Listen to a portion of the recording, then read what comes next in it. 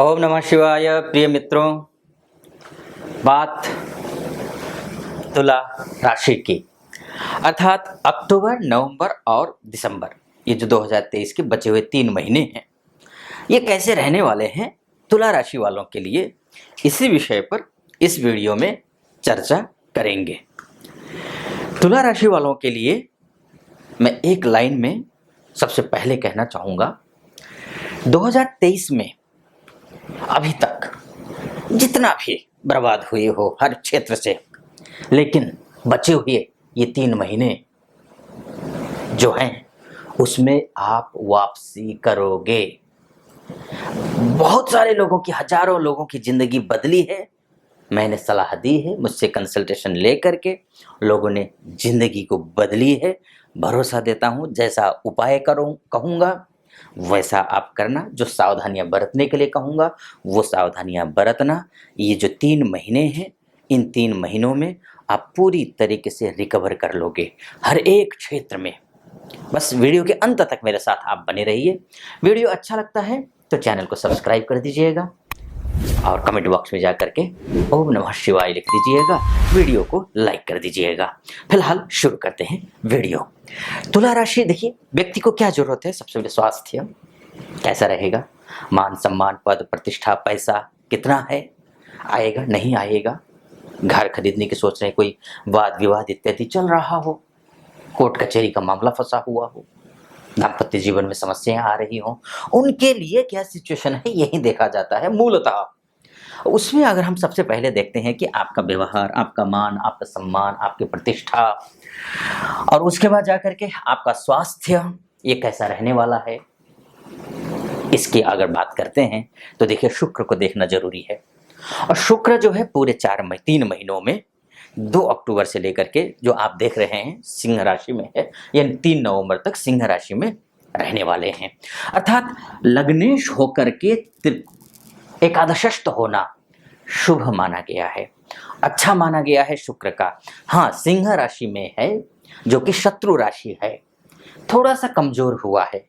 क्या करना है वो मैं आपको बताऊंगा, लेकिन अमूमन देखा जाए स्वास्थ्य के दृष्टिकोण से, मान सम्मान के दृष्टिकोण से, आपके लग्जरी सुख, भौतिक सुख के दृष्टिकोण से ये जो 3 नवंबर तक का महीना है वो अच्छा है। लेकिन 3 नवंबर के बाद शुक्र द्वादशस्थ हो जाएंगे, 3 नवंबर से लेकर के 30 नवंबर तक। लेकिन द्वादशस्थ शुक्र का मतलब, द्वादशस्थ शुक्र अच्छा फल देता है, ध्यान रखिएगा। अन्य ग्रह द्वादशस्थ हो जाएं अशुभ फल देते हैं, लेकिन शुक्र द्वादशस्थ होकर के दिग्बली हो जाता है। दिग्बली होने का मतलब शुभ फल देता है। लेकिन यहाँ कन्या राशि है और कन्या राशि में शुक्र नीच का हो जाता है और नीच का ग्रह भी अशुभ फल देता है। इसीलिए मैंने शुरू में कहा था ना आपको, जो मैं उपाय और जो सावधानियां बरतने के लिए कहूंगा उसमें आपको सावधानी बरतनी है। अब शुक्र से क्या गया, फिर से मैं आपको बता दूं, आपका स्वास्थ्य, मान सम्मान, पद प्रतिष्ठा, आपके लग्जरी चीजें, जो भी ख्वाहिश, कोई खरीदना, कुछ वस्तु खरीदना चाह रहे हैं, उसके लिए पैसे का इंतजाम हो पाएगा नहीं हो पाएगा, ये सब चीजें देखा जाता है। किसी स्त्री के माध्यम से सुख, या विपरीत लिंगी कोई भी व्यक्ति स्त्री है तो पुरुष से सुख, सांसारिक सुख, भौतिक सुख, या फिर पुरुष है तो स्त्री सुख, ये सब कुछ इससे देखा जाएगा। तो ये कन्या राशि में जब ये नीच का हो जाएगा तो अच्छा होगा, दिग्बली होगा, लेकिन नीच का होने की वजह से जो पर्याप्त मात्रा में फल देना चाहिए था वो नहीं देगा, अच्छा होने के बावजूद। लेकिन 30 नवंबर से लेकर के पूरे महीने ये जो शुक्र हैं, पूरे साल 2023 के पूरे साल, यानी दिसंबर का पूरा महीना ये लग्न में रहेंगे, ये शानदार रहेगा। इसमें मैं ये भी नहीं कहूँगा कि कमजोर है, शत्रु राशि में बैठा हुआ है अच्छा होने के बावजूद, ये नहीं बोलूँगा।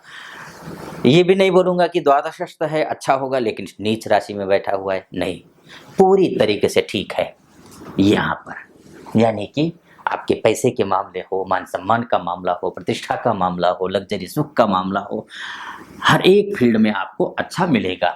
9 अक्टूबर और नवंबर 2 महीने आपको ध्यान रखना है। करना क्या है, 2 महीनों में आपको नवरात्रों में जो 15 अक्टूबर से नवरात्र आ रहे हैं, दुर्गा सप्तशती का पाठ पूरी तरीके से कोशिश कीजिए कि पर डे दुर्गा सप्तशती का पाठ कर ले, संभव हो सके तो। नहीं होगा संभव तो क्या कीजिएगा, हिंदी में पढ़ लेना, संस्कृत में पाठ है, श्लोक हैं, नहीं कर पा रहे हैं कोई बात नहीं, हिंदी में पढ़ लीजिए। अगर ये भी नहीं कर पा रहे हैं तो ओम ऐं ह्रीं क्लीं चामुंडायै विच्चे इस मंत्र का जप कर लेना। आपका जितने भी शुक्र से संबंधित लग्जरी चीजें हैं, स्वास्थ्य है, मान सम्मान है, पैसा है, ये आपको मिलेगा निश्चित रूप से। जो कम है, थोड़ी सी कमी आ रही है ग्रहों में, अच्छा होने के बावजूद बल में कमजोर हो रहा है, लेकिन ये अच्छा कर देगा। अच्छा, अब बात कर लेते हैं किसकी, आपका घर खरीदने की सोच रहे हैं, भूमि, गाड़ी, वाहन, इष्ट मित्र, माता का सुख या फिर फ्रेंड सर्कल का सुख, नाते रिश्तेदार का कितना सहयोग मिलेगा, नाते रिश्तेदार भाई बंधुओं में ही किसी प्रकार का कोई पैतृक संपत्ति को लेकर के या फिर पार्टनरशिप में किसी प्रकार का कोई समस्या आ रही है, तो उसके लिए क्या स्थिति रहने वाली है, तो इसमें भी स्थिति अच्छी है। शनि महाराज यहाँ ध्यान रखिएगा वक्री हैं, वक्री शनि यहाँ पर अपने मूल त्रिकोण में शतभिषा नक्षत्र में है, जो कि बहुत अच्छी स्थिति में है। और उसके बाद जाकर के मंगल जो है वो आपकी कुंडली में सप्तमेश है, बिजनेस कारक ग्रह है, मान सम्मान का भी है, पैसे का भी है। तो मंगल भी जो है धन का कारक ग्रह भी बनता हुआ दिखाई दे रहा है, धन संपत्ति का कारक ग्रह। कितना पैसा आएगा इसके लिए मैं ये बोलूंगा, क्योंकि आपकी जो राशि है वो तुला राशि है। मंगल 14 सितंबर 2023 शाम को 7:25 से अस्त हो गए हैं। मंगल अस्त होने का मतलब ये है, कोई भी ग्रह अस्त होता है वो अशुभ फल देता है, इतना समझ लीजिए। वो निष्क्रिय हो जाता है। जैसे कि सूर्य उदय होने के बाद जितने भी तारे, नक्षत्र, तारे, चंद्रमा सब गायब हो जाते हैं ना, उसी तरीके से सूर्य के जब ग्रह नजदीक पहुंच जाता है वो अस्त हो जाता है, तो उसकी जो किरणें हैं वो हमको प्रभावित नहीं कर पाती हैं। आपको यानी कि तुला राशि वालों के लिए, खासकर बिजनेस जो करते हैं, जो नौकरी करते हैं, जो भूमि से संबंधित कार्य करते हैं, जो कोर्ट कचहरी के मामले में उलझे हुए हैं, जो दाम्पत्य जीवन में फंसे हुए हैं, किसी न किसी प्रकार का कोई न कोई विवाद चल रहा हो, कोर्ट केस में बात चल रही हो या डिवोर्स का केस चल रहा हो, इन सब के लिए क्या होगा, थोड़ी जब मंगल नीच का होगा तो नुकसान होगा। अब करना क्या है, ध्यान रखिएगा। अब नुकसान होगा, लेकिन शास्त्र ये भी कहता है किसकी वजह से अस्त होता है ये ग्रह, ये सूर्य की वजह से। होगा क्या, सूर्य मंगल से संबंधित सारा जो पावर है वो सूर्य अपने में ले लेता है। यानी कि मंगल आपका क्या क्या देगा, देखिए, धन देगा, पैसा देगा, गाड़ी देगा, ठीक, प्रॉपर्टी देगा। अगर इन देगा अर्थात सडनली अगर नहीं खरीद पा रहे तो उनसे संबंधित कोई विवाद में फंसे हुए हैं उन सब में आपको निकालता, अगर ये अस्त नहीं होता तो। लेकिन अस्त है, अब अस्त है तो क्यों अस्त है, क्योंकि वो सूर्य के नजदीक गया है, तो सारा मंगल का जो पावर है सूर्य ने ले लिया। तो ये सारा जो मंगल काम करता है ना, वो काम सूर्य करेगा। और सूर्य क्या है आपका, आपका लाभेश है, यानी कि पैसे का कारक ही ग्रह है। यानी कि पैसा तो आएगा, चाहे वो मंगल देता चाहे वो सूर्य देगा। अब जो मंगल देता वो सूर्य देगा, सूर्य ऑलरेडी आपका लाभेश है, तो इसलिए सूर्य की स्थिति भी देखना जरूरी है। तो फिलहाल 18 अक्टूबर तक सूर्य जो है ये द्वादशस्थ है, बहुत अच्छा नहीं होता है द्वादशस्थ सूर्य। उसके बाद ये आ जाएंगे लग्न में, यानी कि आप लग्न अर्थात आपकी राशि, क्योंकि ये जो राशिफल है वो चंद्र राशि के हिसाब से कर रहा हूं मैं, तो आपकी राशि में। अब आपकी राशि में सूर्य आने का, किसी की भी राशि में सूर्य आता है तो शुभ फल देता है, लेकिन आपकी राशि में सूर्य नीच का हो जाएगा। तो इसका मतलब क्या हुआ, ग्रह तो अब कब तक, नवंबर के मिड तक, उसके बाद फिर ये दिसंबर तक में यहाँ रहेगा, दिसंबर मिड तक में यहाँ रहेगा, उसके बाद इधर जाएगा, यानी कि पूरा महीना अच्छा है। जब तक सूर्य तुला राशि में है थोड़ा कमजोर होगा लेकिन अच्छा फल देगा। एक विशेषता आपने देखी, पूरा जब से मैं आपकी कुंडली का जब एनालिसिस कर रहा हूँ, मैंने एक बात बोली होगी, सिचुएशन अच्छे हैं ग्रहों के लेकिन कमजोर हो रहा है।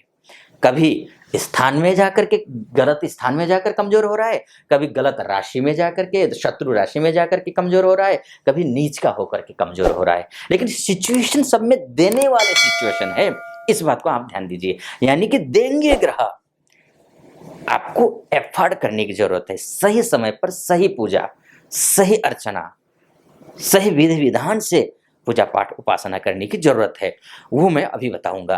तो सूर्य आपको देगा, यानी कि पैसा भी आएगा इन 3 महीनों में, और सूर्य मान सम्मान भी देता है।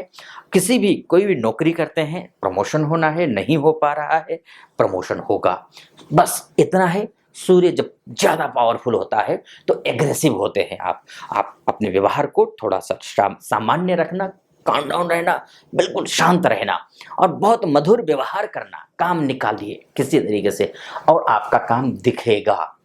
अभी तक क्या होता रहा है आपका, आप कर तो आप रहे हैं, लेकिन श्रेय क्रेडिट कोई और ले रहा है। लेकिन इस बार ऐसा नहीं होगा। इन 3 महीनों में करना क्या है, सबसे पहले तो आपका लाभेश, लाभ कैसे होगा, पैसा आएगा। सोर्स ऑफ इनकम का जो ग्रह है सूर्य है, उसने मंगल का भी ताकत ले लिया है, धन का भी ताकत, बिजनेस का भी ताकत, नौकरी का भी ताकत, साहस का भी ताकत, इष्ट मित्रों का, सहयोगियों का, या फिर भाई बंधुओं का भी ताकत ले, मतलब एक जगह पर ताकत आ गई है, उसको आप मजबूत कर लो। सुबह जल्दी उठो, सुबह बिल्कुल सूर्योदय काल में उठो, सूर्य के दर्शन करो, अर्घ दो। अर्घ अर्थात जल चढ़ाओ। जल में आप चाहे ज्यादा गुस्सा आता हो तो चावल रखिए, उस जल में 1 लोटा जल लीजिए, उसमें चावल रखिए या चीनी रखिए, यानी सफेद फूल रख लीजिए, कोई भी एक चीज रख लीजिए, और आप सूर्य को अर्घ दीजिए। ओम घृणिः सूर्याय नमः, इस मंत्र से आप अर्घ दीजिए। आपको देखिएगा आपका गुस्सा भी थोड़ा शांत होगा, एग्रेशन भी कम होगा, आपका पैसा भी आएगा, मान सम्मान में किसी प्रकार का कोई कमी आ रही है, वो मान सम्मान भी आपका बढ़ेगा। ये सारी चीज़ें आपको होंगी, ये चीज़ें हैं। अच्छा, अब इन सब के बीच में ये भी देख लेते हैं कि ठीक है, ये आ रहा है, ग्रहों की स्थिति तो मैंने बता दी। अब आपका भाग्य आपका साथ कितना दे रहा है ये भी समझ लेते हैं। तो ऐसे स्थिति में आपका भाग्येश बुध है। बुध जो है वो 1 अक्टूबर से 19 अक्टूबर तक तो कन्या राशि में है। देखिए यहाँ पर है 19 अक्टूबर तक, बहुत शुभ है। उच्च का बुध है, उच्च का बुध मतलब अच्छा फल देगा।